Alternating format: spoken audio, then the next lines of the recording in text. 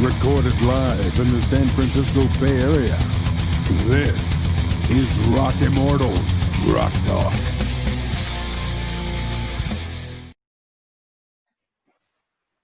What is up, folks? Welcome to Rock Talk. I know you just had to listen to me yammer for about 10 minutes, and I feel bad for you for that, but now you get more of me. I'm sitting in here, and this is the coolest thing I think we've done. We have some legendary people already in here, and we're going to have more popping through. So I'm going to go just in the order of my screen, introducing who's here already. Mr. Q Minor, Quentin from Phantom Witch. What's good? Myself, which nobody cares about that. Also from Phantom Witch, Travis Ochoa. The wonderful Sip Cipriano, who is, I think, actually in San Francisco right now, based on the... No, that's your... right now. Yeah, that's right. That's your Vegas house. Yeah, once again, our dear friend, Mr. Will Carroll, has joined us, which we're very excited about. A new face in here, and somebody that I'm incredibly excited to meet. Legend in the industry, Mr. Michael Alago, has joined us tonight. And our good friend Rob Dukes, who, as usual, when he shows up here, has a cigar in his hand. we know you well. Yeah. So this is going to be a very, very interesting thing. It's going to be very, very different. No, we're not really doing the interview thing. We're not, I'm not going to go handle across or anything like that. We're just going to kind of go with the flow because these people in here are all in their own right legends. You've got a new wave of thrash and Phantom Witch. You've got Sip, who has booked some of the most legendary metal bands in existence and is a huge, huge part of the Bay Area metal scene. You got Will Carroll, who's drums for Death Angel, has also drummed for Machine Head, has, I think, 3 other bands as well, maybe 4. It's hard to keep track sometimes because he's got a lot of side projects. They're all good. You've got Rob Dukes, who's, sings in Generation Kill, sang in the legendary Exodus. And then the person that I want to start with, because again, I'm stoked. I haven't met him until tonight. Michael Alago. And first of all, how are you doing during the pandemic? How are you holding up? And, how are things going for you in general right now?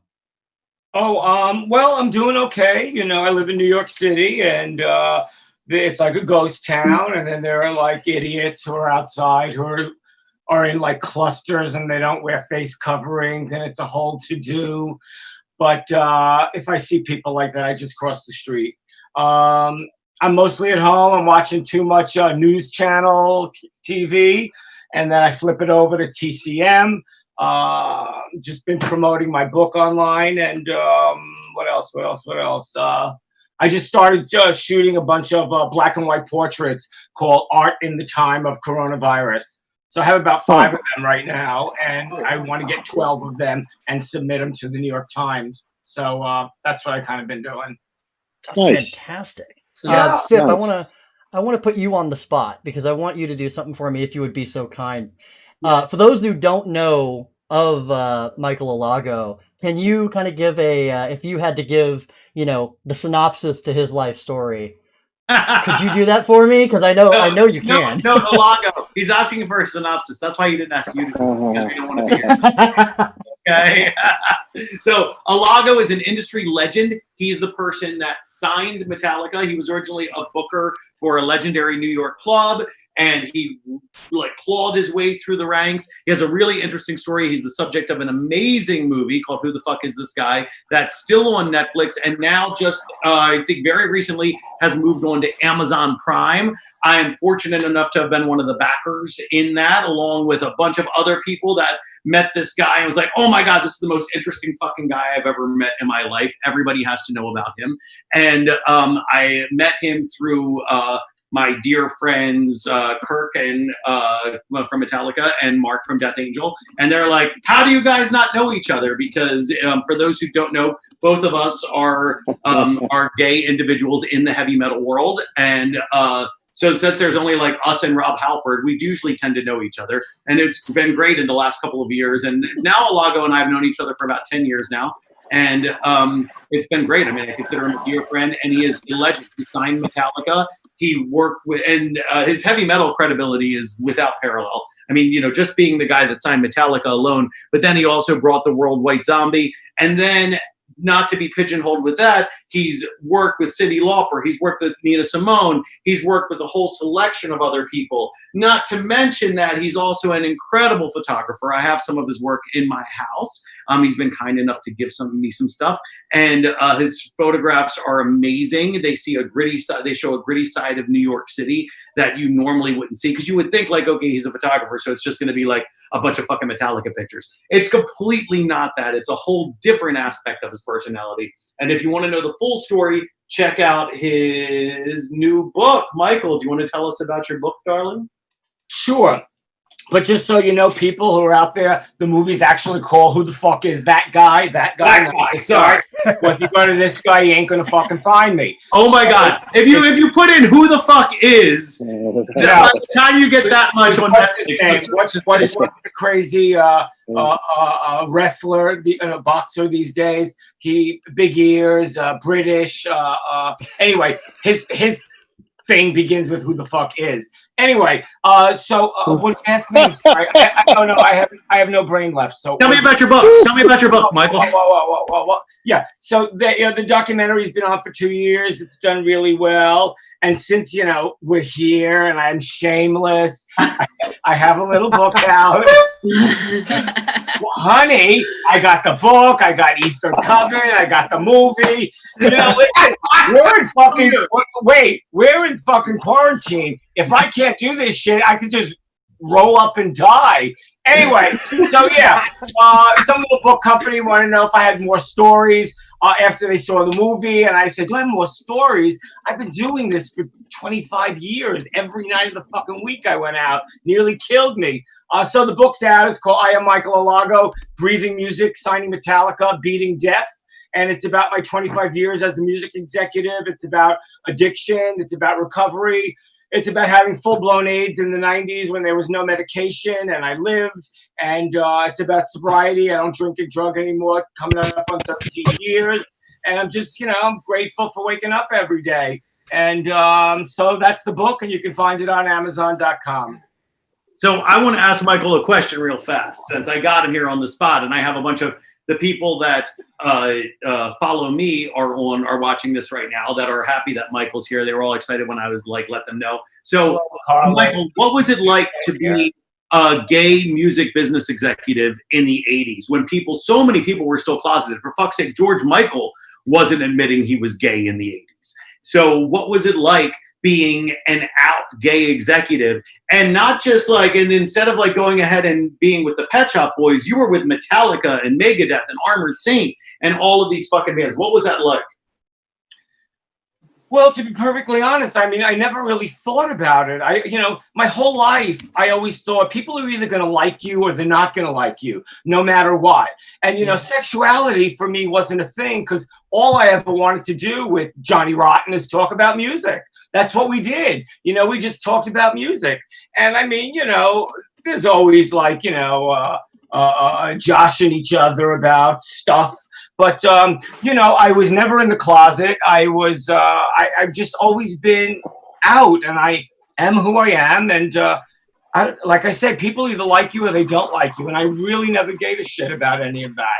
So I just, I moved forward and had a great career, and I never just thought about the sexual. I just never. Maybe everybody else thought about it, but I just never thought about it. I just did my job, and I was out there, and I was good at my job. So yeah, that makes that's relatable. Go ahead. Quinn.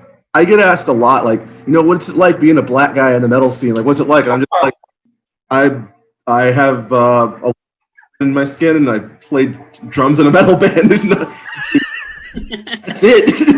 It's all about look, dude, I'm here to thrash. I am here to wreck some people in a mosh pit. Yeah. And that's about it. Can attest. Yeah. I'll tell you what. And one of the greatest things about Quentin is he's the most recognizable person in the metal scene in San Francisco. Yeah. Maybe short of Sid, because if you see massive arms and a sleeveless shirt and a shaved head, it's Sid. But if it's true, you're very easily recognizable. But at the same time, there is only one time, and maybe this is something that needs to change. There's only one time that you'll see this man, a black man, with that hair, with that fro. Like, you watch this, and I was at Ozfest a couple years ago. Didn't know he was there. I think Will. I think this was Death Angel was on stage because I think Death Angel or Testament. It was during Testament. I was there for Death Angel. It was awesome. Yeah, when I went down with you, Will, to the San Bernardino, and you guys played that Ozfest, and I was sitting in the back, and I was on the side of the stage when you guys performed, and I see this fro crowd surfing up to the front, and I was like, "Holy shit! I think that's Quentin." Like. Or I'm a terrible person, but like there was one other guy. His name's Devonte, and he was at the. So I texted him. Oh, that's right, your friend. That's right. Like, okay. Are you at Ozfest? And he's like, yeah. And I was like, you want to come hang out? And he was like, sure. I was like, oh, okay, meet me over here.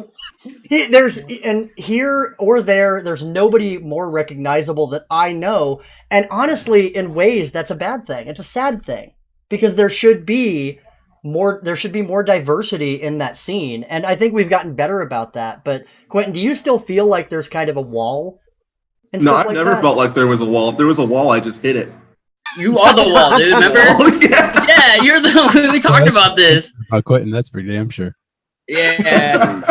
Bro, by the way, we've been joined by Warbringer's drummer, Mr. Carlos Cruz. What's up, man? Hey. Also the drummer of Hexen, because they're back. Oh my god, I'm so excited. Yeah, we might get into that a little later if you care to. You would know. I'm not sure these other gentlemen would, but yeah, my name is Carlos. Pleasure to meet you if we haven't met before. Hi, Carlos. Cheers to you all. Michael, it's a pleasure. Rob Dukes, my man. Cheers. Well, glad to see you. Well, Thank you. So one of the coolest things, Carlos, about having you on was when we had Will on for episode 2, one of the questions that somebody watching asked was that who were his 3 favorite active drummers, like kind of newer, and you were on that list. Thank you. Well, so, appreciate that. Absolutely. The truth. Well, Warbringer itself is such a fantastic band, and I really appreciate you taking the time to join us, man. Oh yeah, definitely. No, pleasure to be here. So, Will, I wanted to ask you. You last time we talked to you, you were about to go back into the studio for the first time and actually get behind a kit after COVID and all that. How did that go, and how are you feeling now? Surprisingly, it went really well. Really easy to get back behind the kit and get back into the groove of things. I wasn't quite sure how it was going to go, if I was going to get winded or if my heart was going to feel funny. Who knows what was going to happen, but it was smooth sailing. And by the end of the day, I was almost back to where I left off. And hell yeah. Now, it was really great. And now I'm drumming a lot. Rob from Death Angel sending me songs, so I'm going to the studio and working on those. And I got other projects in the works. Like I had a band right before I joined Death Angel called Scarecrow with Matt Harvey from Exhumed, and we're doing it again. We're going to record an album in September or October. So I'm relearning those songs, and yeah, I'm staying busy with the drums, and this feels good. Everything's working good. Yeah. Have you done kind of an extended sort of session to see how the wind is working, and kind of how you are cardio wise yet? Well, when I go into my studio, I drum to the Coroner album, No More Color. No shit. And that's a good right on. That's a good gauge right there. That'll tell you if you're winded or not. Yeah. That'll tell you. Yeah. Will, when you got sick, did you stay home the whole time? What's that? When you got sick, did you stay home the whole time? No. Oh. Coma. Oh. I'm sorry, wait. What? I was in a coma for 12 days. I was in the hospital. I was in the hospital for like 16 days. Oh my God. Well, I'm glad you're here. And you know what? You sound good. It doesn't sound like anything's the matter with your chest. So yeah, surprisingly, glad you're here. Yeah. Thank you. I didn't get any scarring on my lungs, and I had heart failure during the coma. So my heart took a beating a little bit, but it's back to 100% now. Hell yeah. So I'm definitely lucky. I'm lucky I didn't have any permanent damage. And Did you I have lost any other some side effects that Will? Did you have any other side effects that took time to like work themselves out? No, the only thing I have that still hasn't worked out yet is the very tip of my tongue on the left side is numb. The very like a little piece of my tongue is numb. See? So maybe I bit my tongue during the coma, or I don't know exactly what. My doctors don't know either. So that's the only thing that's lingering. But as far as like now, I had to learn how to walk again. So that was a trip because being in a coma for 12 days. My muscles went to shit and my legs were atrophying. Yeah, so I can't imagine what people who are in a coma for a year have to go through. Good God. But learning to walk again was really trippy, man. I was scared I wouldn't be able to drum again when I couldn't even walk down the hallway, so that was pretty scary. Hey, you got to start somewhere, man. We're so glad to see you. Jumping, moving, and drumming the corner of all bands. That's pretty technical, demanding shit. Yeah. Nothing's gonna stop Will, man. So, Will, did LaShawn ever? Did your fiance ever test positive? No, she got tested once or twice. She got tested twice, and she's cleared both times. Wow. I always found that interesting. I saw the same about Gary as well with him and Lisa, where he had tested positive and her negative, and it's you're in close range, you know what I mean, etc. XYZ, and I always found that really interesting that one person could carry it and it wouldn't, as a host here, it wouldn't transmit to anybody else that close. Yeah, this virus doesn't make any sense at all. I mean, that's why it's so hard to squash, because it's very unpredictable, and I can't explain it, but she was with quite a bit through all that. But you're also supposedly, like, from everything that I've read for when I had it and stuff, is that you're at your most contagious before your symptoms have even become full blown. Yes.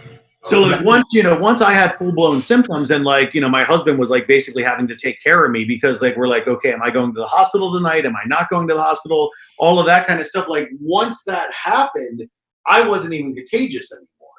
Right. And the doctors were like, no, you can stay home. You don't have to come into the hospital, because my fever only hit 103, and my fever was 103 for 7 days. And they were like, back then, Kaiser wouldn't admit you into the hospital until you had a 104 fever. So they're like, you're not going in. So for 7 days, my hands were shaking like you would not believe. And it was just like the sweating, and I lost so much weight. It was just ridiculous. But the Kaiser at that point, this was early March, would not let you into the hospital yet, because they're like, no, you're still not an emergency. And then finally my breathing started getting worse. And they're like, okay, are you like, like tonight you might need to come in. If it gets bad, then tonight you have to come into the ER. And at that point I was just fucking pissed off about it. Well, but it sounds like you guys have actually. Oh, go ahead, Will. It sounds like you were a step away from having to go into the hospital. Totally. I was like totally like this fucking close. And it reaches that point on like day 13 that's really common for a lot of people, where it's either going to get way worse, or you're going to go ahead and the fever is going to break, and suddenly the 103 fever is either going to be a 105 fever or it's going to be a 101 fever. And it doesn't sound like a lot, but if you've been living with a 103 fever and COVID for 7 days, first morning you wake up and it's only 100, you're like, fuck yeah, let's take on the fucking world. Yeah. Wow. Fuck you, COVID. Suck it. What I was going to bring up is, my roommate had it. So when we've talked about the spread, I was under the assumption that I probably had it because my roommate had it, and he had it bad. He had in the early days, unless you were sick, kind of what you were talking about, unless you were dying, they weren't letting you in the hospital. Not at all. And he had it very, very early. But he dealt with the situation where like they basically gave him a presumptive positive. So they were like, yeah, you have it. Yeah. But stay the hell home. And if it gets any worse, come in.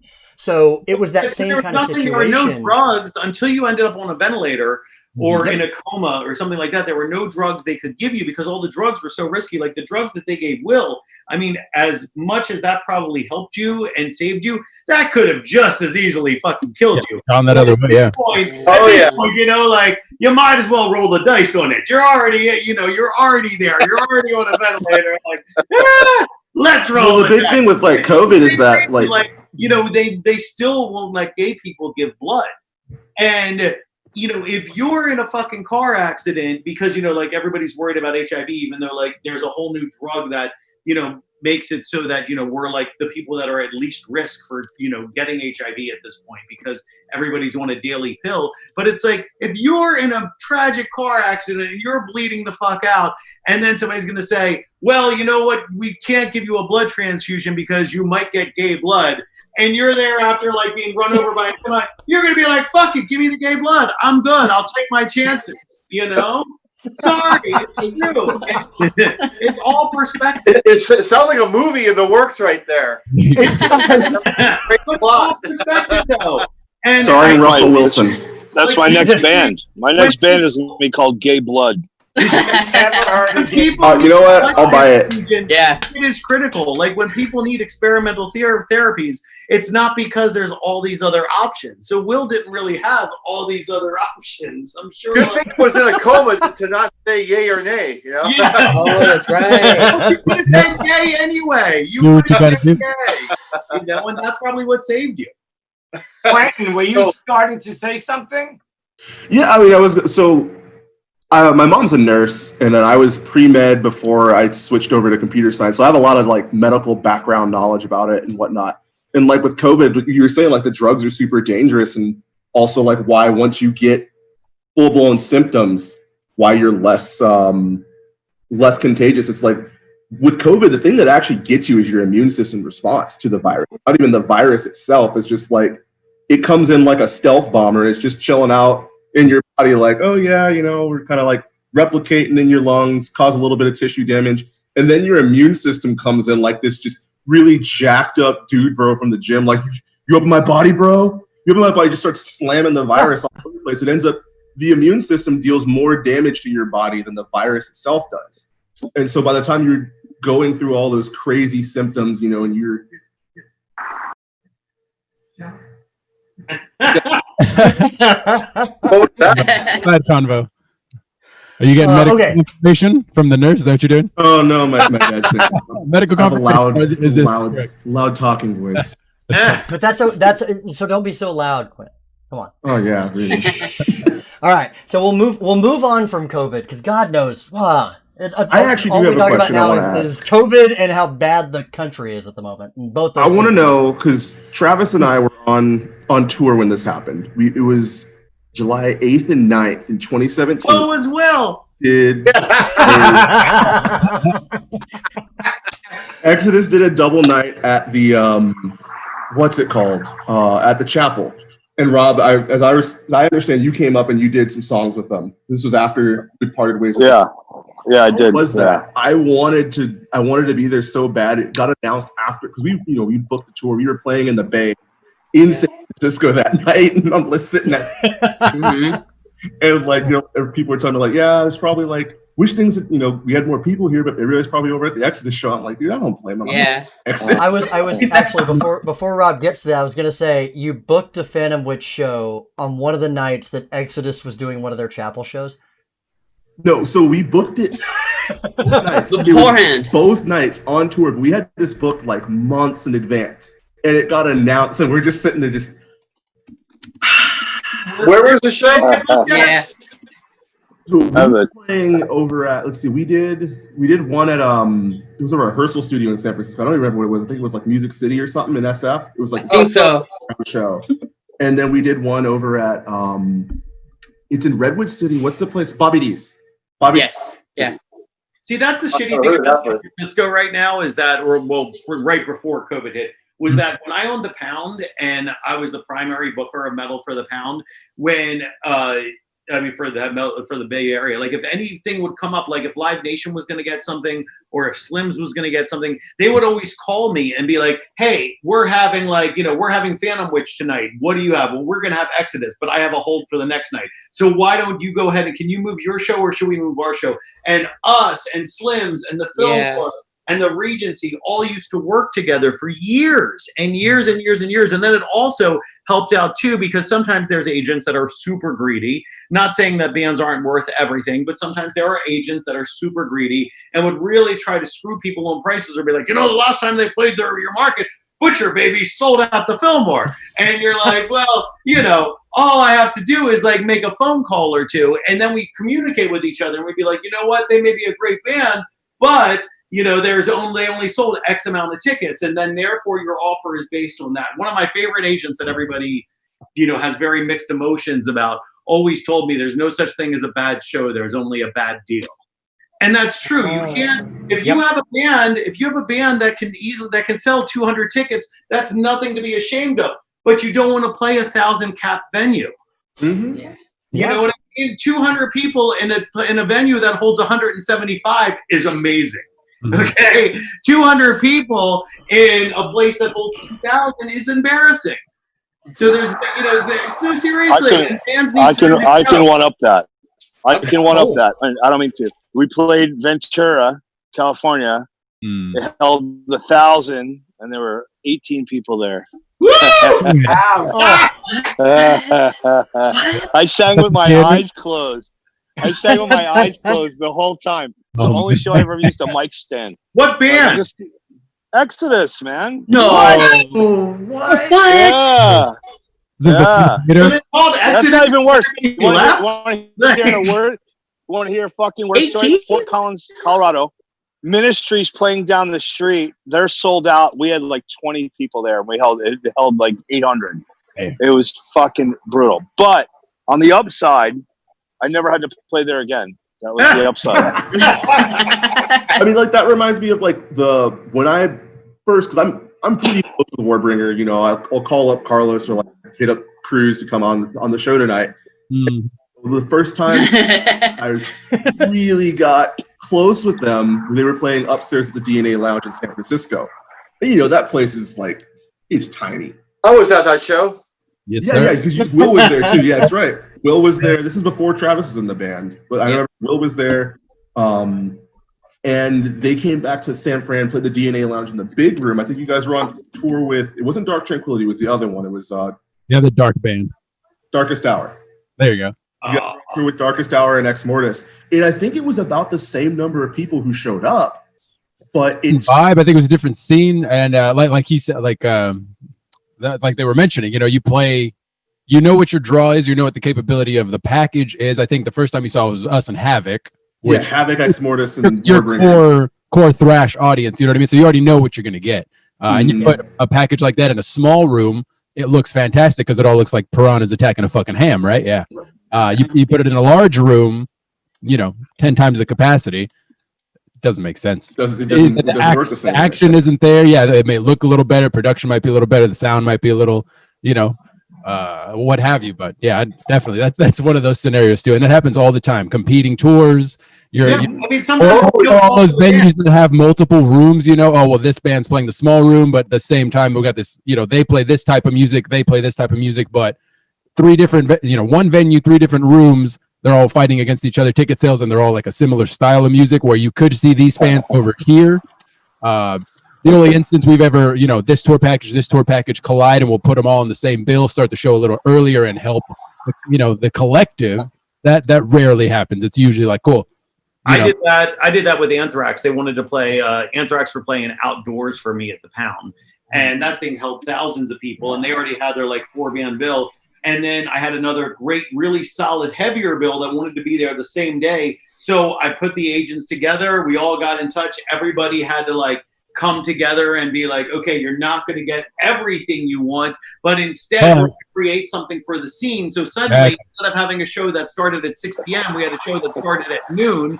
And instead of having 4 bands on a bill, we got to have all 10 bands play the fucking show. And it was an all-day metal fest. And the entire Bay Area turned out for it. And I mean, Anthrax would always pack a place anyway. But suddenly, they're getting an even younger audience than they would have before. And that's when you have, because of that, because of agents that are really willing to work on it and promoters that are really willing to think outside the box, you can have stuff like that. And I still, you know, if I ever go see Anthrax in the Bay Area, people still come up to me and like, dude, that metal fest that you guys had in the Pound, that wasn't even a tour. How did that come together? And it's like, well, because everybody, a lot of the reasons why people are doing this isn't for the money. I know you probably left med school or whatever, to become a rock star, and I mean, I understand you went for the easy money of being in Phantom Witch instead of finishing med school. I graduated. I got my degree in computer science.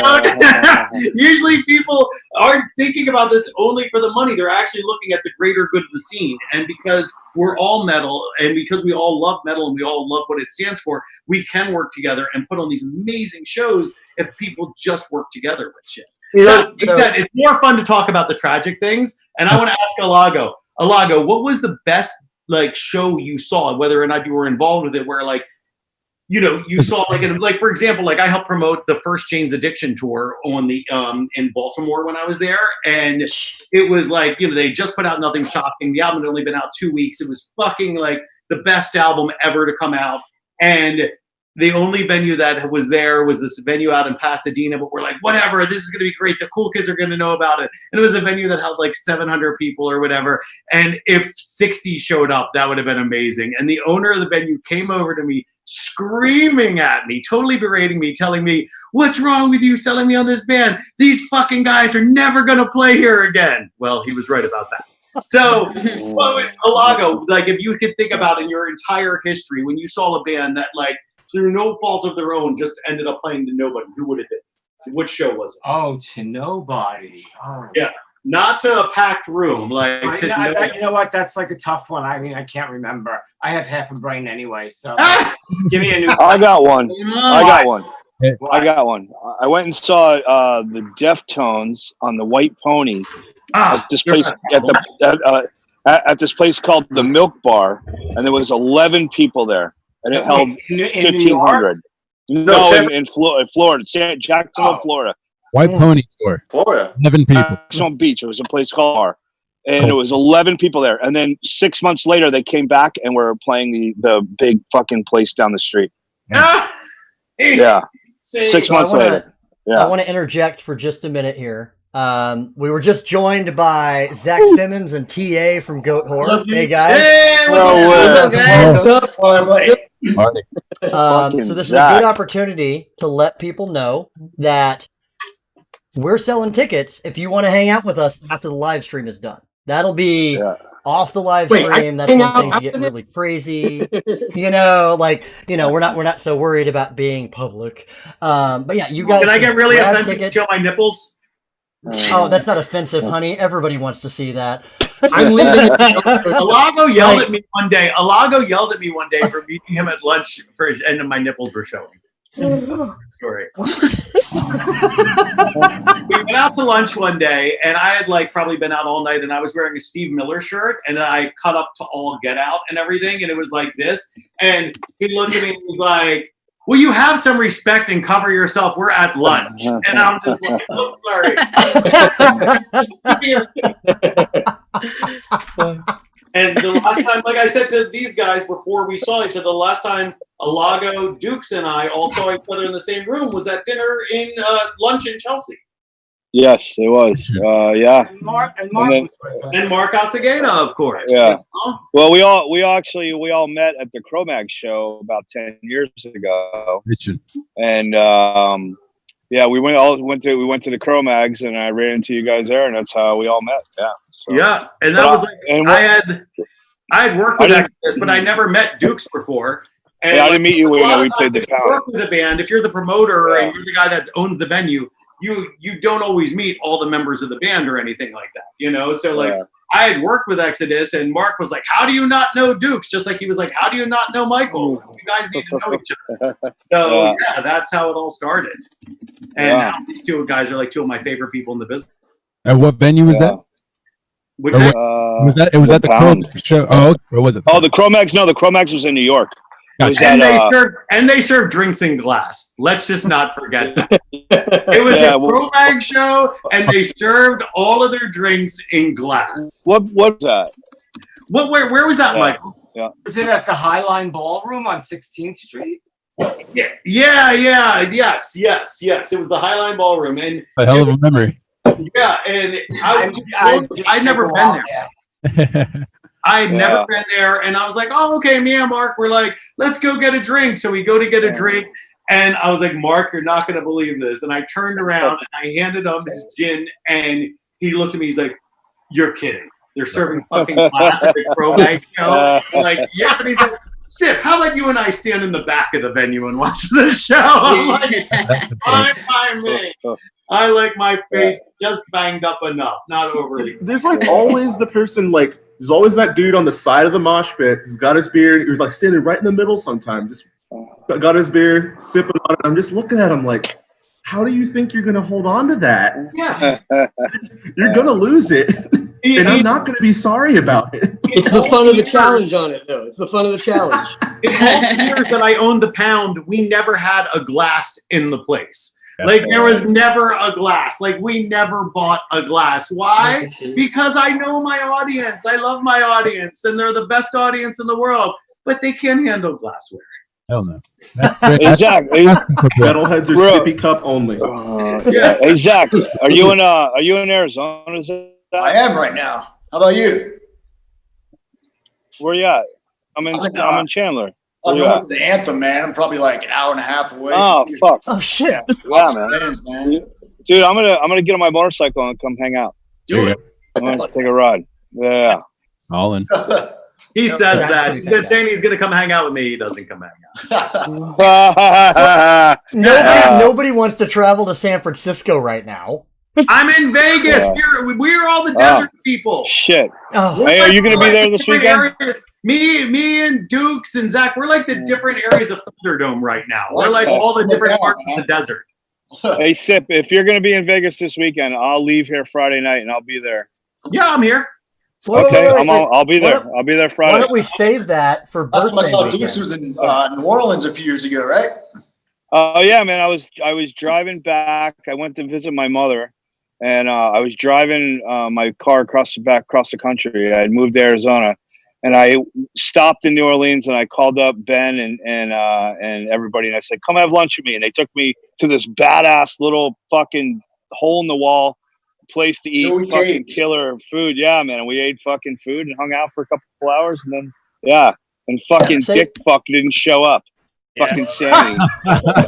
Of course, Sammy never shows up for anything. That fucking fucker. Yeah. All right. He called me like the next day, dude. I'm really sorry. So yeah. Let me jump in real quick. A couple of things. First of all, we did post the ticket link up there. If you want to hang out with us after hours, as it is, grab a ticket. Come join us. Secondly, we may have another guest joining us that I think about half this panel knows who she is. Or knows her. And on top of that, I want to make a point here that's really, really cool. Like I was talking to the boys in Phantom Witch about this. The generational aspect of the fucking metal community that we have in this room right now that everybody's here, this is awesome. Like this is something that you don't see very often, and you don't see something from the beginning on down in one room. Mm-hmm. So, Michael Alago was responsible for bringing a lot of people into metal that, really, really started the movement, started the mainstream movement more than anything, but started the movement. And at the same time, we've got newer bands like Phantom Witch and, Goat Horror's not new, but, kind of third generation, fourth generation, somewhere around there, right? So there's such a cool spread here. There's such a cool spread. And something that I want to ask the new guys. Quentin and Travis. And Travis, I'll ask you, because you've been super quiet, which is really I'm just chilling, honestly. He's been calling me before. He's like, I don't want to fanboy. I just be chilling. So I'm going to ask you directly to Fanboy. Yeah, seriously. Here's what I'm going to ask you. Hold on.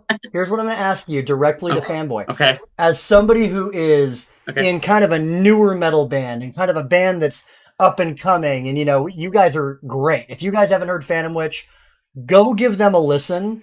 Their mission statement is something along the lines of, we're bringing thrash from 1984 to you now, or something like that. I'm butchering it, Quentin, but that's okay. 86.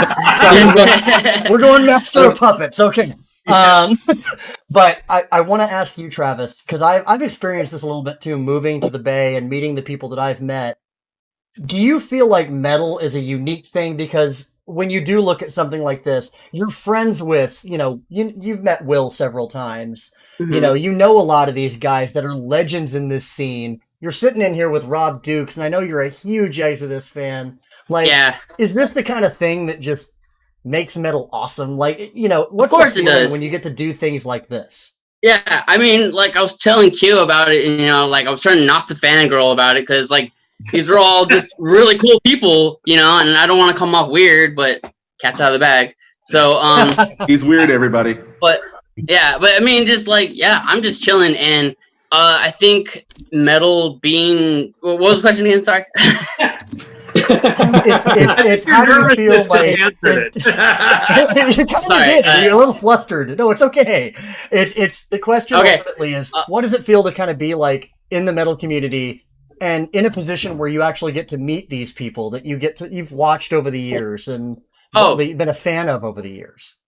It's fucking awesome, dude. Seriously, because like you just like, you know, yes, they're regular people, but I mean, I've like seen videos and photos and just to see them right in front of me and just like, okay, don't be weird. But you know, like they're all great people, and then they make great music, and I'm trying to say this. This is new. I've never seen Travis like flustered like this. This is I'm loving it. Sorry, guys. It's great. Yeah, I mean, because like, he's the guy. It's really cool. Like, I get to meet all these new people, and Q knows this. Like, I like talking to people, and I'm just nervous because all these people, you're all cool. I can just say it, and that's it. And, sorry if I sound weird. No, dude. You're okay. That's what I was going for. I think it's important. Yeah. Like, it is important to bring things like that out and really be able to see where you're at, because it is a cool position. And at the same time, you know, when you look back, Michael, when you look back at kind of the things that you've done, and that list is so massive, it's such a massive list. When you look back, is there something that you did that you can look back on and go, oh my God, why, you know, I did that? I mean, I know it's always odd because yeah, I am. Yes, sir. Well, you know, I've been going out since I was 15. I lived down the block from Lemoore in Brooklyn. You know, so I'd walk there and I'd crawl back home. Oh, yeah. But, you know, I mean, if you ask, I guess it's when, you know, I was doing A&R at Elektra. It was my second year there. And I signed Metallica 36 years ago to Elektra Records. And that fucking kind of changed the face of heavy metal. And, you know, everybody then wanted their own Metallica, but that doesn't happen. But you do get other great bands that happen out of all of that. So I guess if that's the one thing, it would be signing Metallica. But, you know, I worked with so many people. You know, I remember I used to book a nightclub in New York called the Ritz from 1980 to 1983. It was my first job in the business. I was 19 years old, and we had a band called Bow Wow Wow play. And Malcolm McLaren, who was managing the Sex Pistols and Bow Wow Wow, was their manager. So we had them there for a Friday and Saturday night. He called me up and he said, "We're not coming." I said, "What do you mean you're not coming?" And he said, "Well, you know, Annabella is underage and her mom won't let her come to the States." I said, "Well, you fucking booked the gig and she was underage then. We'll pay for her mother to come and you'll do the gigs." They didn't come. So I had to think of what to do in like a 1,500 nightclub on a Friday and Saturday night. So I don't know how I knew, because I didn't know him yet, that Rotten was in New York promoting John Lydon was in New York promoting Flowers of Romance. So I called him and Keith Levine and I said, you know what, I have this predicament. I know you don't know me, but can I send a car for you and come down to my office? I did, and we figured out like how they would do like a set. And we had this 30-foot screen that was one of the things the Ritz was known for, other than a great sound system.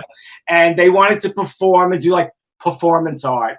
People who had not seen Rotten Lydon for a long time did not want performance art. They wanted to see Johnny Rotten in full swing.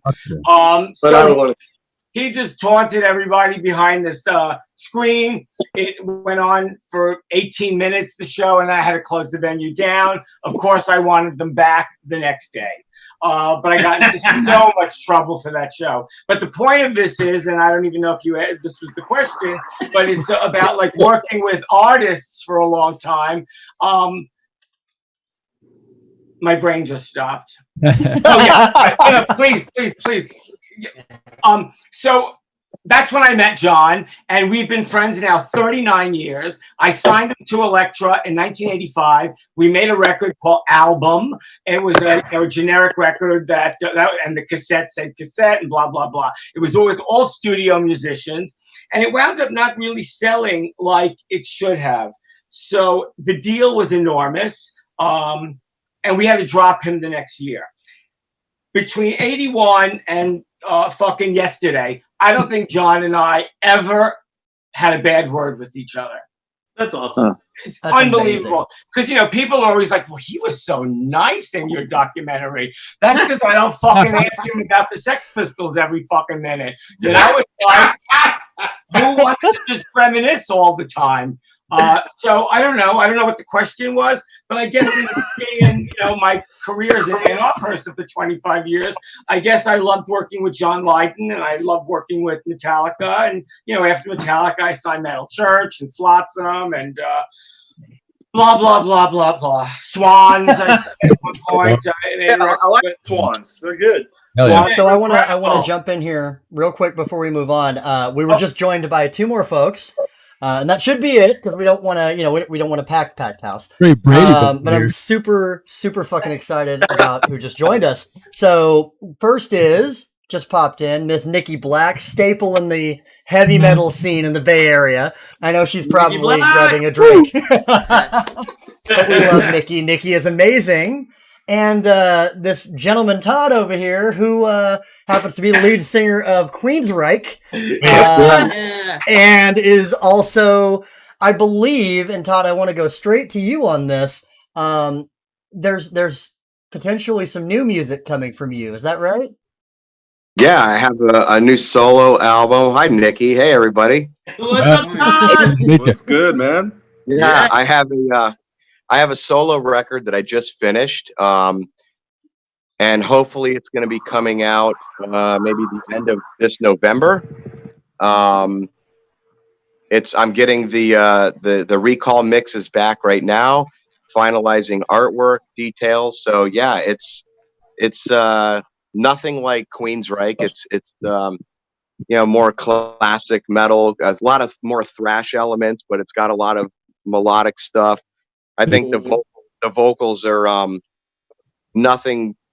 pretty much nothing like what I do in Queensryche. I mean, some stuff, but so yeah, I got a new solo record coming out. I'm super excited about that. I did all the drums on it and the vocals, and my buddy Craig Blackwell, lifelong friend, did all the guitars and bass. So it's just the 2 of us that did the whole record, and yeah, so it's exciting. Zeus is mixing and mastering the record, so it's gonna sound killer. Zeus is great. Yeah, that's Zeus, awesome. Zeus is actually doing my record right now too. Todd, nice to meet you here. Hello. Yeah. Hello. Hi. Todd. Hi. I'm glad that everybody here, regardless of what it is, you're known for doing or whatever group you're working with, it's nice to see, like, Todd, solo record. Will's talking about the Scarecrow band. Q is talking about me going back with, the band I was in previous and doing new things. And it seems like that seems to wait for all of us to keep creating, keep active, and keep, fulfilled, waking up every day with, something to do. Tours are canceled, postponed, rescheduled, whatever. Fuck it. Doesn't mean we have to stop working. So I want to real quick. I want to get back to what I want to get back to what Michael was going to ask Todd. But Todd, I just wanted to know. First of all, it's really nice to meet you here. You too. Thank you. And what is the new album called? I can't tell you yet. I'll tell you what. I'm fucking buying it. Why? Todd, when we have you back for season 2, you'll tell us, right? Guilty. Yeah. When Todd gets this whole episode to himself, so he doesn't have to talk over all of us yahoos. Exactly. That's what I want. So I want to make a quick announcement. We have about 10 minutes left in the live stream. So if you guys have not gotten tickets for the after party yet, grab them now, because that content's only going to be available to people that grab tickets. And it's only going to be available to our Patreon subscribers. So grab them now. We got about 10 minutes, and then we're going to close the stream down and just go into the webinar. Now's Can I the also chance. add something? Can I also add something, sir. Russell? Okay, so since Russell doesn't like selling himself as much as I think he should, so keep in mind, everybody that's out there in the studio audience, Russell started this independent promotion company because I stopped putting on shows. There was nobody really in the Bay Area putting on shows. So Russell went ahead and started this business because he wanted to start putting on the shows that Live Nation wasn't willing to do or that Golden Voice wasn't willing to touch. The company had potential. Things were getting booked. And then all of a sudden, COVID hit. Everything got shut down. This fucking guy put his stuff into it. He's been a huge supporter in metal, as everybody here knows who's been in bands that has seen him nonstop. He's been a huge supporter. He's put so much into it. So if you want to go ahead and do the live stream, it's supporting this business that was born out of a love of heavy metal for other people that love heavy metal. So go ahead and buy the fucking tickets, you cheap bastards. Yeah, you go. absolutely. Right on. Hey, real So quick. I want to.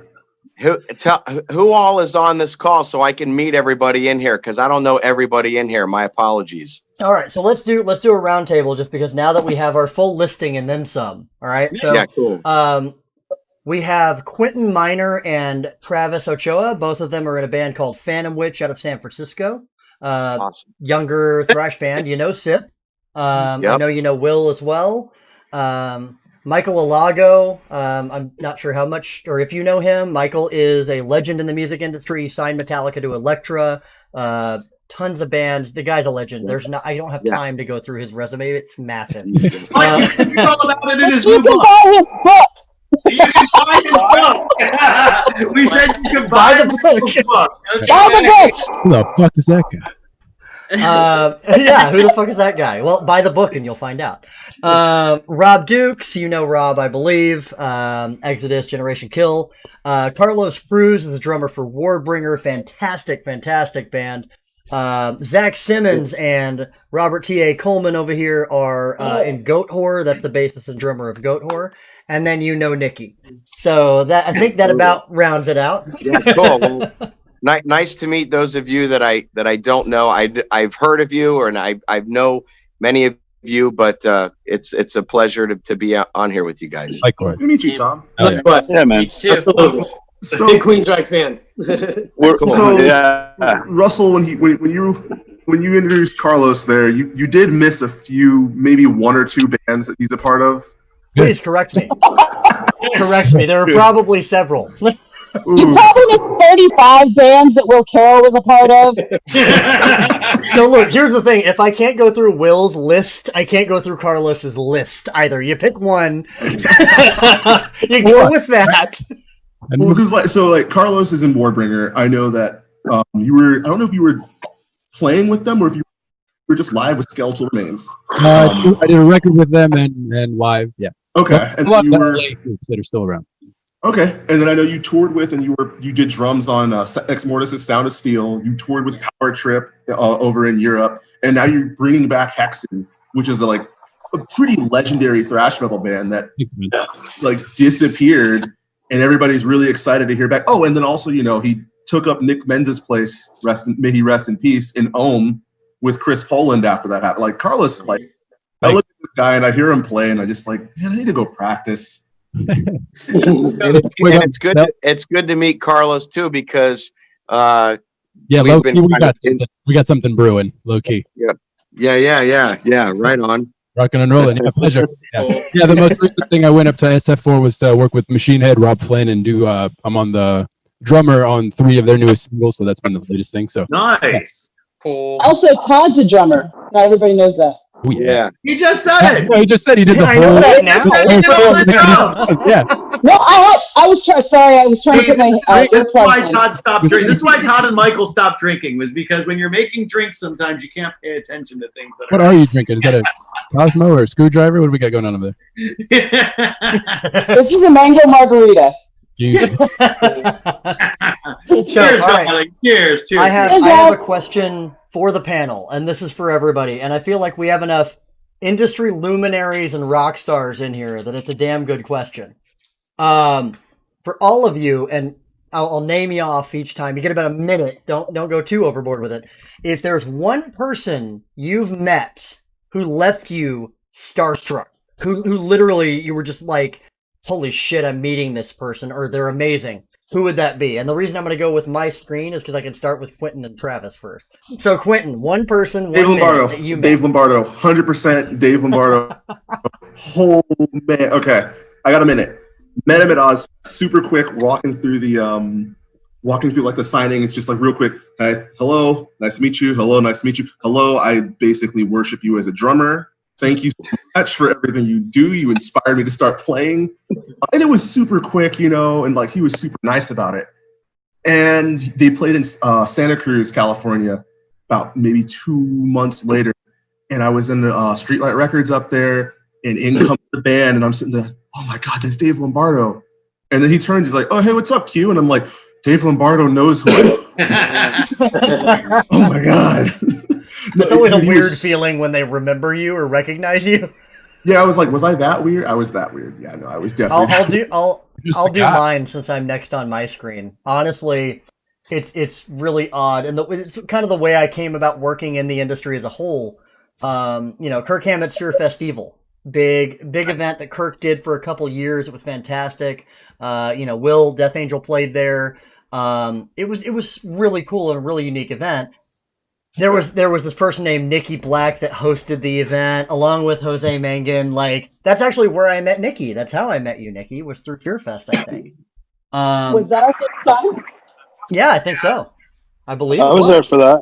Yeah, I was there for that. Oh yeah, Dukes, you were up for that as well. And so we're doing all this stuff. Play with us, yeah. Yeah. But when we started working on it, the first thing that happened was, hey, we need to work on some stuff. Why don't you come over to Kirk's house and we'll work on it? And at this time, I had never really met anybody in the rock scene at all. Like, I never met anyone. So I'm sitting there like, you want me to go where and do what? And they're like, yeah, come out to Kirk's house. Here's the address. Come sit in the living room and we'll work on some shit. And I'm just kind of like,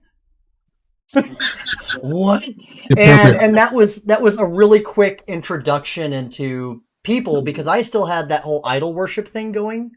Like when you've never met anybody, you're younger, you're kind of like, oh my God, they're idols. Then you meet them and, they're regular people that bust their ass and are good at what they do.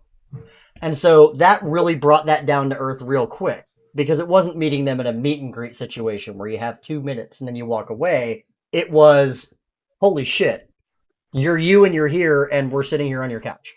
So that was mine. That was my starstruck moment. And it's odd because, that's not even the biggest star that I've met, but it was just such a unique experience that it really blew my mind. Travis, what about you? I'm really interested about yours. Mine would have to be with Mr. Dukes here, actually. When you were singing in Exodus, that was the first time I saw Exodus.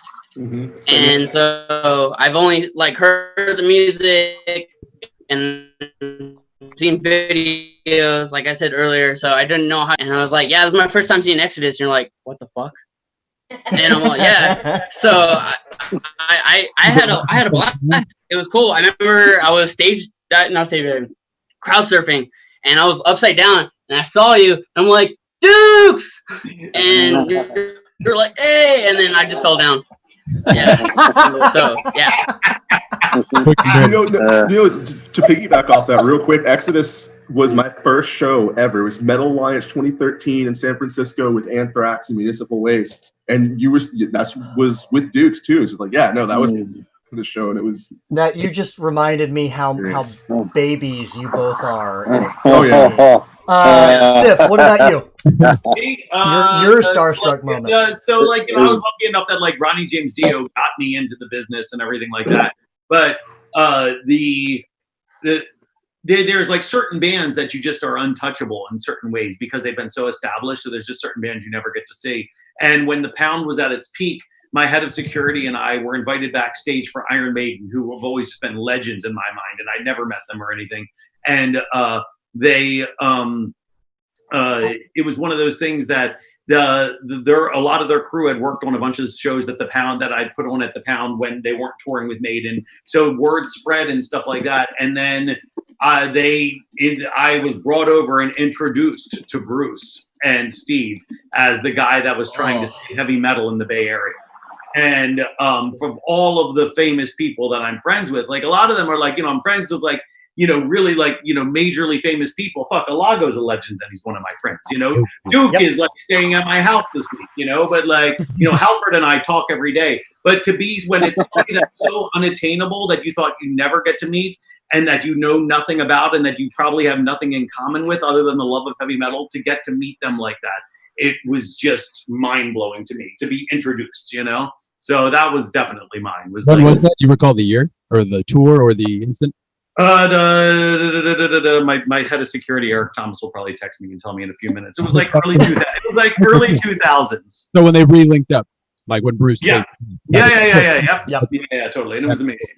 Awesome. All right, Will, what about you? I mean, I have to go big on this one. It was Gene Simmons for sure. Yeah. Hell yeah. I was up all night on crystal meth the night before. And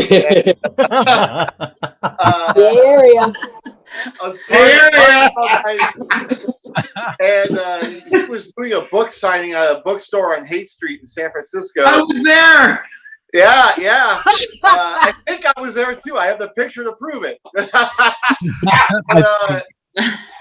When I walked into the bookstore and met him, he was looking right at me, and I could just tell he knew that I was still high, and I felt so ashamed. I betrayed the Kiss Army meeting Gene Simmons under the influence. But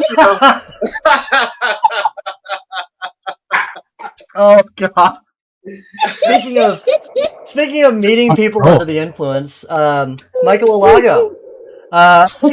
We know your history. We know. Was not under. Shut up. I was not under the influence when.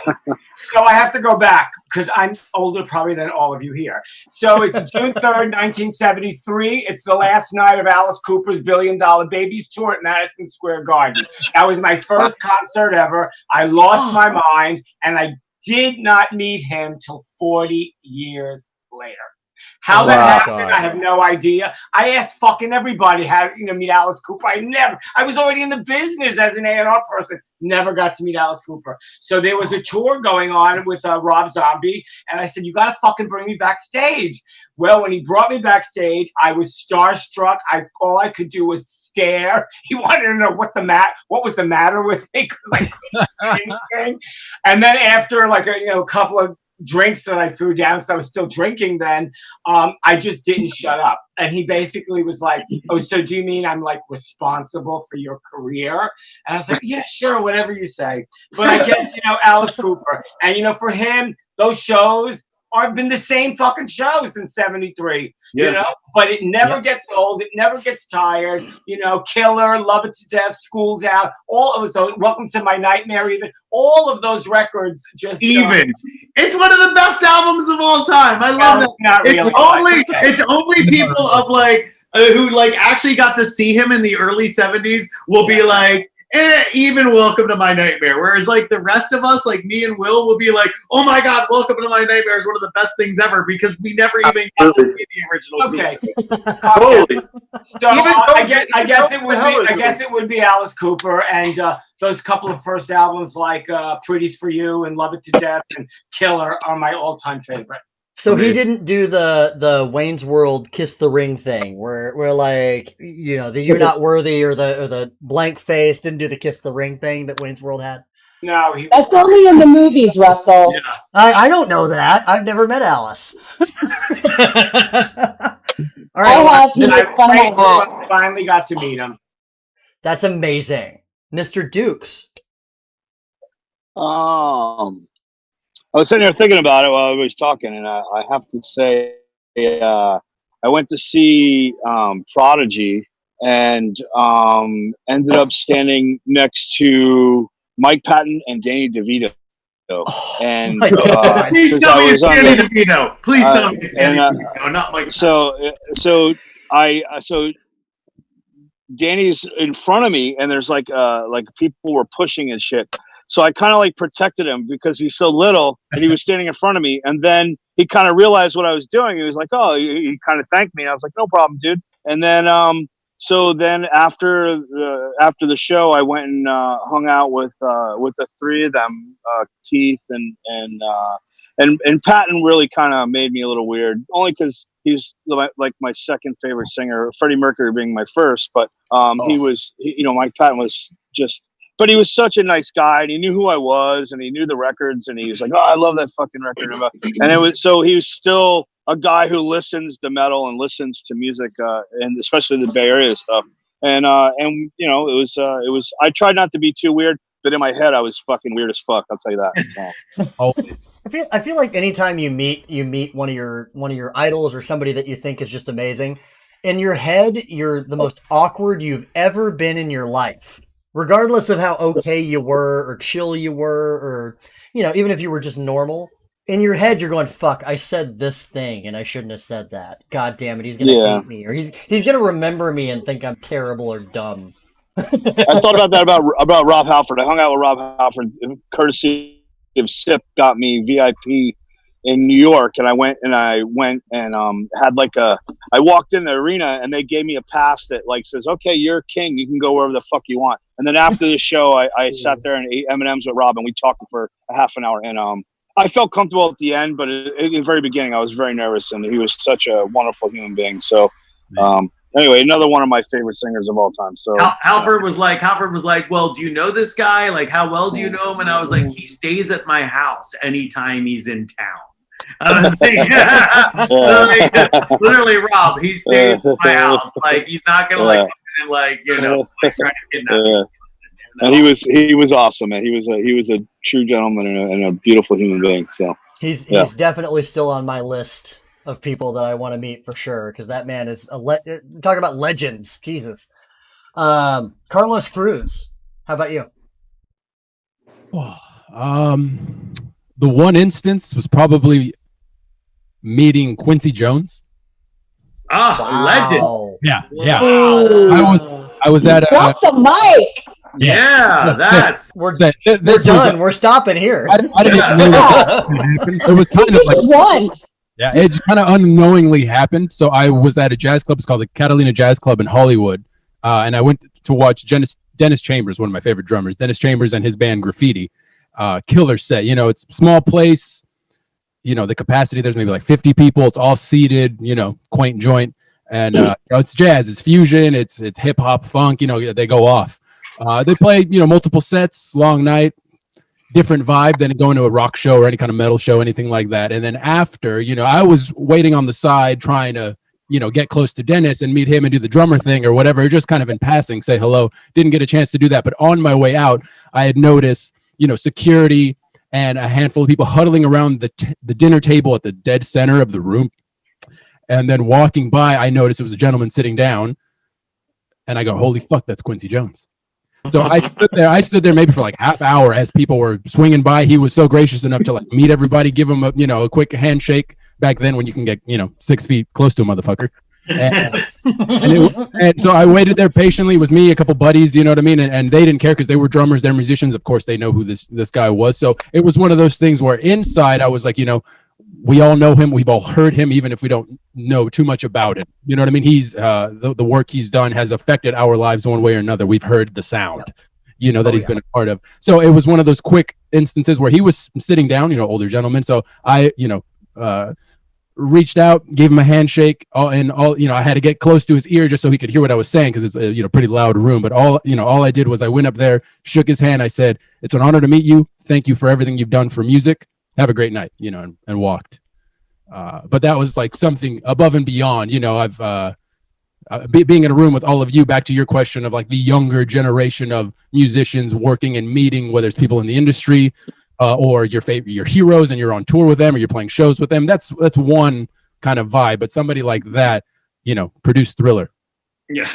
It's the best selling piece of music on planet Earth that the human race, has ever, accomplished, So that's a feat like above and beyond anything any of us would ever hope to achieve. But I mean, just that guy in general is fuck. So, did he care if you were up on drugs? No. What were you on that? That's what we want. This is not a competition, but you might have just won anyway. Like that was just a hell of a moment, Another one closely related would have been meeting Nico from Maiden, personally, and it was like a drum thing. And so that's but see, that's a different thing. That's kind of close to home, and it's like Iron Maiden. It's fucking Iron Maiden. You know, that's you reached for it.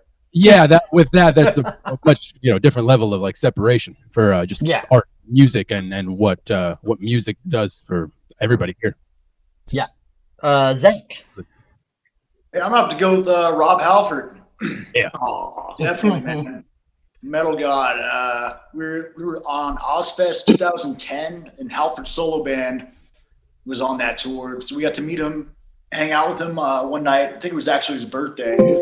And then a couple of years later, met him at NAMM again. But yeah, super cool dude. And I definitely, first time I met him, definitely locked up.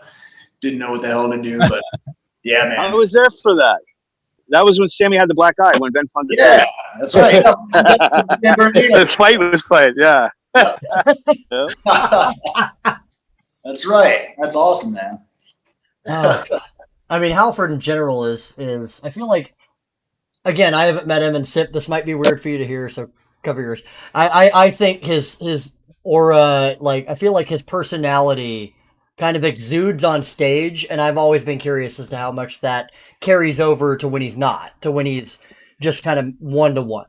So I'll find that out eventually. Yeah, I mean, how did you feel that? Did you being really good friends with him, and we talk we message each other almost every day, every other day or something stupid.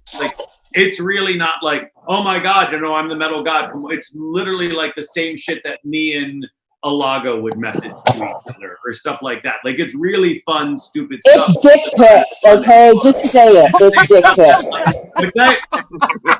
I said it's dick pics. Just say it. It's fucking dick pics. It's honestly, we just talked about it. They just send pictures of their dicks back and forth. It's fine. What about you, TA? Dick we share with each other, What do you think two gay guys are talking about? Dick. You know what? You Same don't thing everybody else assume. talks about. Yeah. Turbo Everything everybody else talks about. It really is. It's just you ladies. I If you want to be a friend, all everybody talks about is dick.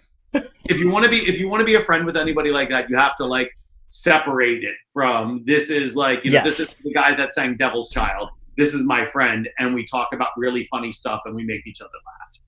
Yeah. Yeah, well, I feel like there's always that thing too, and the thing that I've noticed a lot with some of the folks that I know is, and watching their fan interactions and things like that is, you do get to a point, and it took me a bit because again, I didn't meet anyone famous until later in life, and it's one of those things where you have that idolic worship.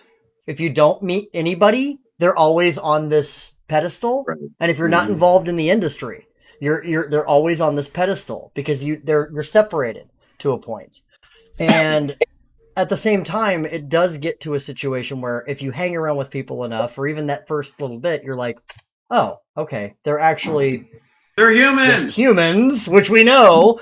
But I struggled with that too, coming out here and meeting the people that I've met. And it is something that you do have to learn.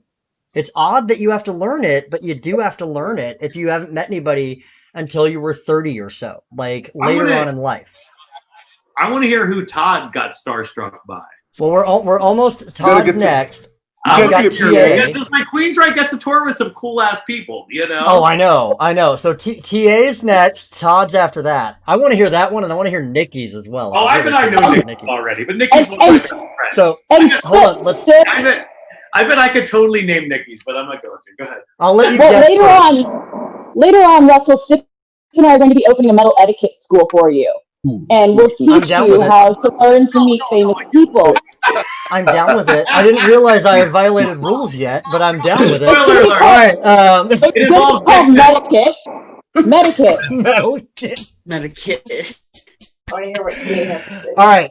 TA. I want to know what TA has to say. Oh, all right, man. Well, for me, it's funny. I've met bigger people. The person that I actually got starstruck and awkward around, I had met Halford before, briefly, whatever. Never felt that way. But Tom Warrior from Celtic Frost. Yeah. Goatwhore was playing in Temples Fest in Bristol, England. It was the night we played the night before. We played with Voivod the night before, and then the next night, Triptychon was playing. Fuck yeah.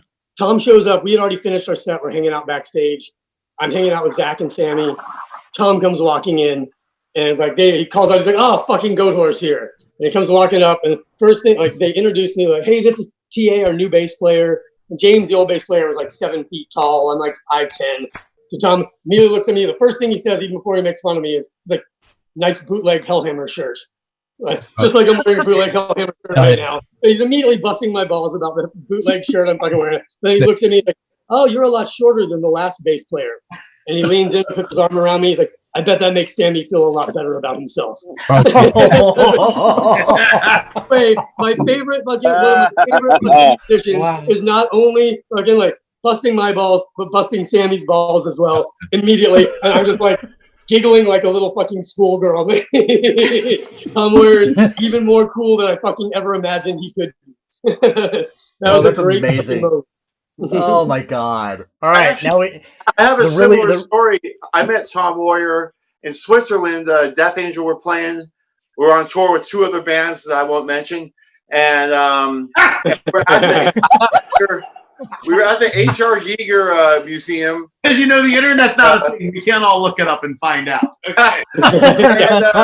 And, if you've ever been to the museum, it's built upwards, so it goes up to like the 6th floor. It just kind of spirals upward. And I was on the very top floor, looking at some stuff he did for the movie Species. Anyways, I was looking at some stuff, and I heard some feet like clamoring up the stairs. And it's Ted Aguilar, and he goes, "Will, Tom Moyer just walked in." I was like, "Get the fuck out of here!" And he goes, "All right, dude." And I was like, maybe he's not fucking with me. This one time, maybe he's not fucking with me. And so I bolted down the stairs, and sure as shit, he was there, because he's a curator of that museum, so he's there quite often. And yeah, I totally turned into a little schoolgirl too. I was like, "Oh my God, Tom!" I just asked him a million questions, and so he was asking where we were gonna play. We told him, we're like, "Hey, we'll put you on the list." He goes, "Yeah, I want to come and see you guys. Who are you guys playing with?" And I named the other 2 bands, and he goes, "Oh, so one good band's playing tonight." Hell yeah. Oh God! All right, Todd, you're up, man. Your starstruck moment, because you've played with everyone, so. Well, speaking to the Tom Moyer, because I've been thinking of like, all right, I got some good stories, but which one do I want to actually share?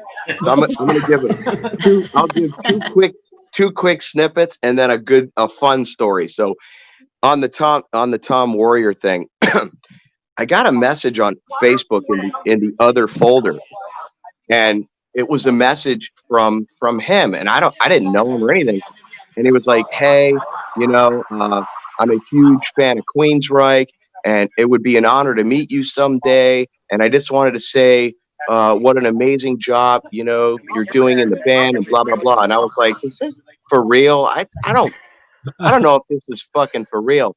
So I messaged back like, "Wow, dude, that's beyond kind. Thank you so much. Blah blah blah." I said, "We're both playing Wacken soon, and maybe we'll get a chance to meet there." He says, "Please message me when you're there." So get to Wacken, and we had our day off there. So I didn't have credentials to get all the way in the catering, but we were in the area for the day off. Long story short, he comes out, and I was like, "Hey, dude, I'm out front, whatever." So he comes out, and I'm like, "Fuck, there he is." And he literally gets on his knees and does the "I'm not worthy" thing. And I felt so like, I'm kind of embarrassed, like, dude, I'm not the guy you should be doing that to. And now I'm a liar because I told Russell that only happens in the movie. See? So I go, "Dude, please get up, man." Like, and I was like, I was really surprised you messaged me, because I don't know, when I think of, Celtic Frost or Hellhammer, or that, his sound and style, I don't think of him giving a shit about Queensryche. And he's like, "Dude, the EP, the blah, blah, blah." He was very, very, very nice to me, and we've corresponded. And that's my Tom Moyer story. The biggest starstruck moment, and I mean, well, I'm an atheist, so I could care less if Jesus Christ appeared. I don't think I'd be starstruck, but nevertheless, I did meet Robert Plant. My dad was eating he and my stepmom were eating at an Italian restaurant on the beach here in Florida, and they called me, and there's like a 10-table, very intimate place, and my dad was good friends with the owner, and he says, hey, or my stepmom called, she's like, hey, Robert Plant's here, do you want to meet him? I was like, really? And she said, yeah. So the owner didn't care. Yeah, he's hanging out. I show up. I was like 16 years old, I think, 17. I show up, and I walk in, and he's now eating dinner in the booth with my dad and stepmom. And anyway, I met him and spent like an hour and 45 minutes at the same booth eating and talking with Robert Plant. That was super cool. But I have one, I'll try to make it a quick, fun story. I think you guys would dig this. So I used to skateboard all the time. I was an avid skater, and I went over to my buddy's house. We were going to, hang out that day. And I showed up at his place really early. So I go there, and he's like, hey, his mom's cooking breakfast. And so I was like, okay. And I was talking, he says, we gotta kind of be quiet. My uncle's, he's sleeping, and I don't want to wake him up. He's in town. I said, oh, okay. So this guy walks out, and he's got boxer short underwear on, no shirt. His hair's fucked up. And he goes, hey Todd, this is my uncle. It's my Uncle Joe. I'm like, hi, hey, nice to meet you.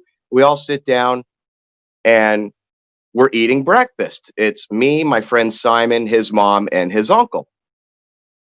So he's like, so, hey, how's it going? Blah, blah, blah. Everything's good. And they're chatting. And so he says to my friend, hey, so, if you want to come out, tomorrow, let me know, we'll make sure you're taken care of, and blah, blah, blah. And I said, he goes, oh, Todd plays drums. And I was like, yeah, I play drums. And he's like, yeah, cool. And I'm not going to do the body gesture because it'll give it away. It would be a clear giveaway if I did what I'm thinking of doing. But so we're all done eating breakfast. We spent maybe 45 minutes at the table. He leaves, goes into the bedroom with his boxer shorts on, and we're in my friend's bedroom. And I go, hey, your uncle, like, what was he talking about with he's in town and we want to come by? What was that all about? He goes, oh, my uncle's band is playing tomorrow night. And I said, oh, that's cool. What's the band he plays in? He goes, oh, he's the drummer for Aerosmith. I go, oh, yep. Shit. I go, now granted, I'm not particularly an Aerosmith fan. I don't own an Aerosmith record. I highly respect them. It's just a little too blues rock for me, but holy shit, it's this is the drummer. So meanwhile, what I was going to do, you can see my face, I'm on my front porch, it's this kind of eye twitching happening during and he's kind of doing this thing. So I said, holy shit, like, that's your uncle's the drummer for Aerosmith? What the fuck? He's like, yeah. He goes, I'm not really into him. Why, do you want to go? I was like, fuck yeah, I want to go. So we ended up going. We had, the passes. It was, and I still have the backstage pass. It was the pump tour with the fucking trucks are like copulating. And so we go to the show. I watch the whole concert side stage, on the stage. We go back. Hey, Steven. Hey, Simon. Hey, this is my buddy Todd. Steven Tyler was really nice. He talked to me for about maybe 10, 15 minutes. And, that was like a really cool thing. So that was the Joey, Kramer thing is the most kind of unique story I have. The biggest star I ever met was probably Robert Plant. But like you guys, we've all got to tour with bands that we respect and admire. I mean, when I met Chuck Billy for the first time, I have to say, I was probably kind of starstruck. I was like, holy fuck, this is Chuck Billy. Like, I love this dude, and Alex Skolnick and I'm 5'7". He's, 10 feet tall. So it was a really cool experience. I all you guys, I mean, I have respect for all of you guys, and it's you do become desensitized. You were talking about what is it like? And people have to learn how to meet, let's say, famous people or whatever. But yeah. You know, And then I have to jump in and tell my story about when I met Robert Plant. Well, hold on real quick, TA. We'll get to you after we finish this round. So remember it, but hold on to it because I want to hear it. So in closing to my story, because I don't want to take too much time, but you know, I think you do become desensitized, and on the one hand, it sucks because you still miss that giddy feeling of someone you've always listened to their music and seen in concerts. But at the same time, I love that I become friends with so many people, and they are just like anyone else. But you do become desensitized to it. I have a lot of friends that can't believe I know who I know. And it's kind of funny on the other side now because I say, man, I'm just buddies with the guy. We don't even really talk about music. We talk about everything else, Yeah, exactly. Hey, don't ever read Joey Kramer's book though. Very, very depressing. Very depressing. So we're getting to the end of the live stream portion. Will came with props. I love that. We have one more. I love it. So we have one more. I want to get to Nikki Black with this question, but I want to let everybody know, get a ticket now, because once Nikki's done, we're cutting the live stream. We're still going to hang out. We're still going to party. We're still going to talk. But I see what you're doing. CJ. Nikki is the call. Like, if by the time Nikki's done, you haven't gotten a ticket, you're not going to see the rest of it. Just saying. So, Nikki, you are literally the best for last. Aww. I thought, yeah, bullshit. I thought you were saving TA's story with Robert Plant for the ticket. Would you let me prop you up, goddammit? Come on. Okay, well, Sip, who did you think I was going to say? Because honestly, for a minute here, I was like, I'm just going to ask Sip who it is, because I don't know which story to tell. When you Blackie Lawless. I think when you got to dance with Mick Jagger. Oh. She didn't just meet Mick Jagger, she danced with Mick Jagger. What the fuck? Like she met Paul McCartney, but she got to dance with Mick Jagger. That's pretty And awesome. he's one of my best friends in the world. Like literally one of my best friends. I also served him a drink, if that matters. No, get I to was the going to dance. say, am I the only one that hears that in the background? Duke, No, hey, Duke, there we go. Duke's got it. We're good. Is that what that is? Okay, I was like, well, I was going to say Joey Ramone. Nice. But because these things are so personal, the thing that star strikes you is the thing that's most personal to you. And when I was 16, I think I just kind of discovered and fell in love with the Ramones, and I basically kind of just followed them. That was people didn't do that back in the 80s so much, at least not that I knew of. And I just ditched my friends. And I would literally go hang out at the back door of the Warfield, which we all know is disgusting, until somebody showed up and was like, "Hey, did you want to come in?" And I would hang out. And so I had hung out with everybody and made friends with the road crew. And then I kind of stalked them to Arizona because my grandmother lived there. I had a legit reason and a place to crash. And I had kind of sneaked a look at the tour itinerary, so I knew when the plane was landing. Yes. And I wasn't going to be super creeper about it. I just, back then you could just show up at the airport and walk right up to the gate. So I showed up to the airport and walked right up to the gate, and I watched them all walk off the plane and was like, "Ah," and then didn't say anything. And then I saw the crew guys that I knew, and I was like, "Hey, what's up, you guys?" And they were like, "Oh shit, you're here?" And I was like, "Yeah, I'm coming to the show tonight, right?" And they were like, "Yeah, we'll listen to you." And they're like, "By the way, can we get a ride?" they only had a car for the band to get to the hotel, and the crew had no way to the hotel. So I kind of began my career as a runner at 17 or 18 years old at that point.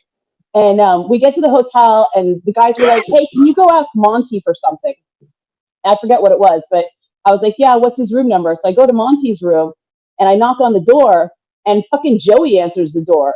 And you know, he's like 6'4.5" of like hair and glasses and just awkwardness. And I was totally not expecting to see him. And I'd literally never spoken to him. I just like stood in front of him all the time and was like, hey, ho, yes, no, I love you. And I just couldn't say anything. I just stood there like an asshole, just staring up at him. And he was like, yeah. And I'm like, is this Monty's room? And he's like, oh, yeah, we switched rooms. He lives next door. And I was like, okay. And then like an idiot, I stumbled over and like did whatever it was I was supposed to do at Monty's room and then went about my business. But that was my biggest starstruck. As far as like being an asshole and feeling like an idiot, but just meeting someone that you just truly loved for their music. Yeah. And then with Mick Jagger, yes, from Joey Ramone to Mick Jagger, it's a weird pivot. That had been like the weirdest week of my life. Like they managed to get a union strike for that week at Packbell Park, and I had to help drive scab labor across the picket lines. Oh, even though, yeah, the Teamsters came at us, right? So I was basically working from like 5 a.m. until they called the build at like 9 p.m. It poured rain all day, all night. And then at 9, I would go across town and record 2 radio shows, because at the time I was on KSJO and I was on KMRQ in Modesto.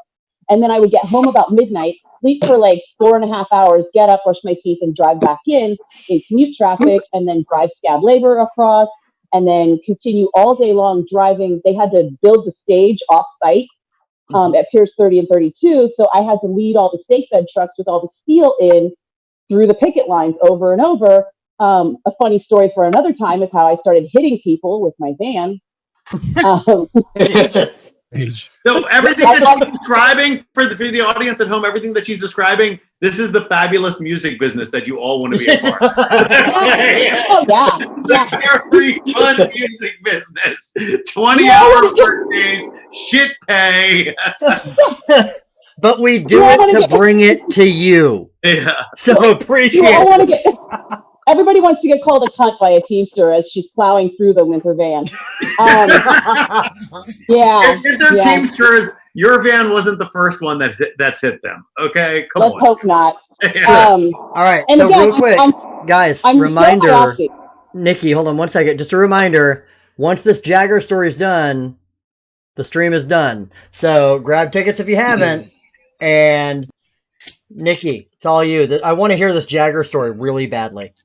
How does one dance with Jagger? You all know how to dance like Jagger. Can I interject real quick? What's up, dude? What was that? I gotta go. You gotta run? My phone's gonna die, and I gotta. Love you, Dukes. I'll see you Nice. next weekend. Love you, brother. We'll see you soon, man. Love you, Rob. Love you guys, man. Nice to meet you guys. I'll talk to you guys later. Good to meet you, Dukes. Peace. Peace, man. Peace. All right, Nikki, let's wrap your story up so I can get the stream cut. You don't just wrap up Dancing with Mick Jagger, motherfucker. Well, that's why I'm waiting for it. I want to fucking hear it. This is why I wanted you in here. So best worst week of my life, right? My 30th birthday happened in the pouring rain on site in the trailer. They got me a giant dick-shaped cake, and I chopped off the balls and handed them to the production manager. And because I've been working for the steel crew the whole time, once the shows were happening, we didn't have any work to do. And the steel crew guys, Blue Steel out of fucking Belgium, are wonderful, brilliant men. I love them all. And they were like, here's $1,000 and here's like a stack of tickets. We want you to throw us a party. And I was like, okay.